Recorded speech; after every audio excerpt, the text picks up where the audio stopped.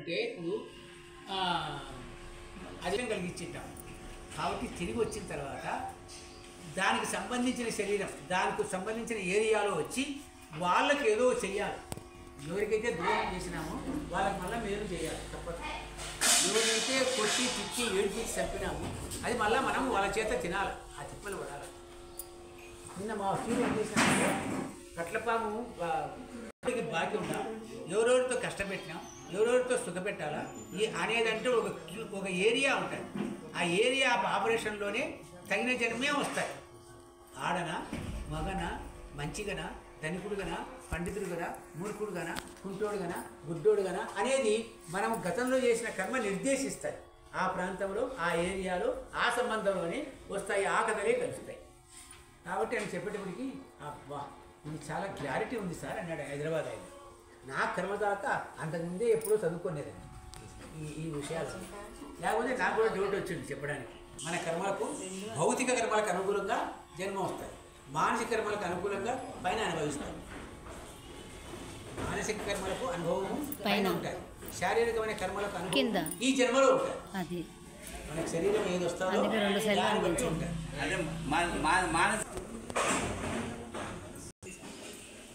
శరీరము ప్రధానం అనుకోకుండా కేంద్రమైన జీవుడే ప్రధానం అనుకుంటే, అజ్ఞానము జీవునికే తప్ప శరీరానికి కాదని తెలుసుకుంటే,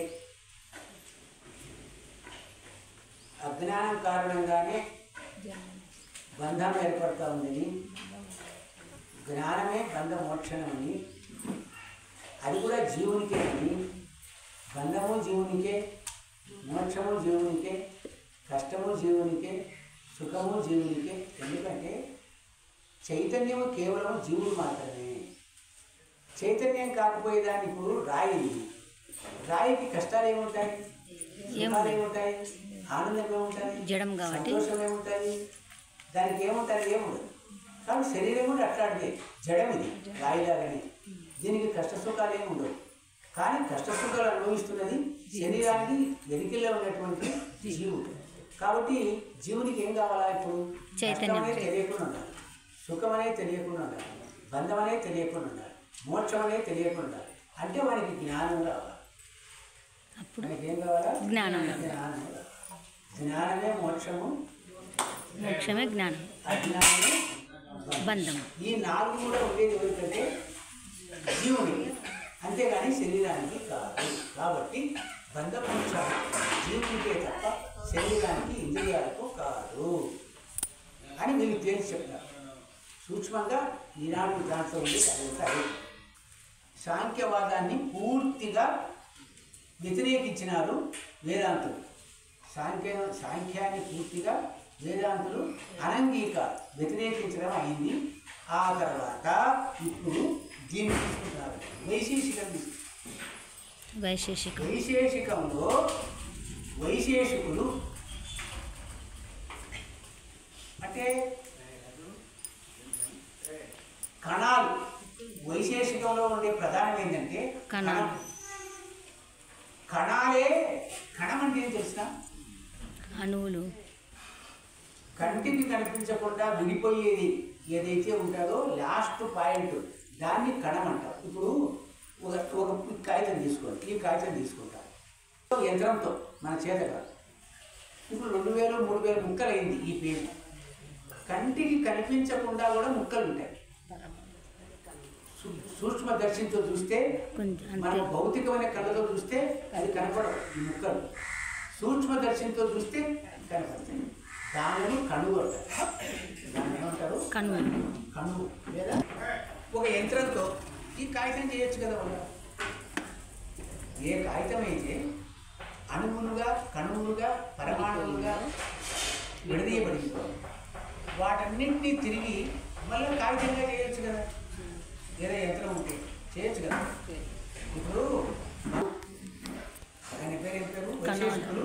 కణాదుడు. వైశేషికం రాసింది ఎవరు?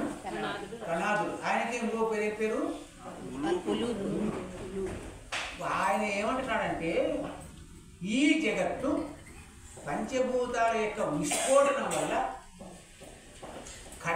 ఉండిపోయి ఆ కణాలే తిరిగి కలుసుకొని కొన్ని కోట్ల ఏళ్లకు ఇట్లా నదులు, సముద్రాలు, ఈ తిప్పలు, కొండలు, ఈ ప్రపంచము, భూమి ఏర్పడింది.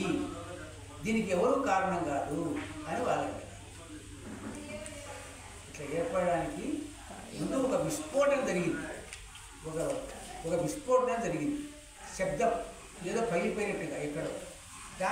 దాంట్లో నుంచి కొన్ని అణువులు, పరమాణువులు విరజిల్లబడ్డాయి. అవన్నీ మొత్తం అంతటా వ్యాప్తి చెందినాయి. అవి మళ్ళా కొన్ని లక్షల ఏళ్ళకు అన్ని కలుసుకొని కొన్ని పదార్థాలుగా ఏర్పడినాయి. కొన్ని అణువులు కలిస్తే ఒక పదార్థం, కొన్ని ఓ పదార్థంగా ఏర్పడినాయి. ఆ పదార్థాల్లో దుమ్ము, నీరు, తేమ కలుసుకోవడంలో చలనం వచ్చింది, ప్రాణులుగా అయినాయి. ఆ ప్రాణులే జంతువులు, మృగాలు, మనుషులుగా తయారయ్యారు. దీనికి దాదాపు కొన్ని కోట్ల సంవత్సరాలు ఎవాల్యూషన్ అంటే క్రమక్రమంగా ఈ మార్పు రావడానికి, మనిషిగా ఇట్లా మారడానికి, ప్రపంచం ఇట్లా ఏర్పడడానికి కొన్ని కోట్ల సంవత్సరాలలో ఈ విధంగా తయారైంది. కాబట్టి ప్రపంచం నిర్మించబడానికి కణువులు, అణువులు, పరమాణువులే కారణం కానీ మరొకటి ఏదీ కారణం కాదు.